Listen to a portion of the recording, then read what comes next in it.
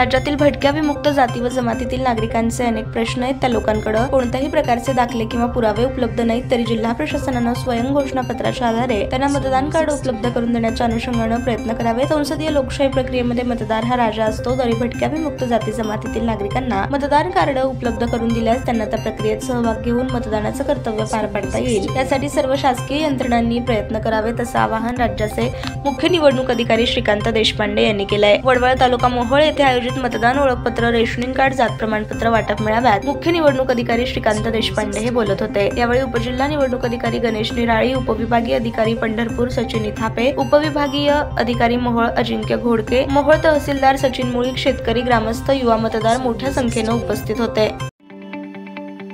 ताज्या बातम्या पाहण्यासाठी प्राईम महाराष्ट्र न्यूज चॅनलला सबस्क्राईब करा।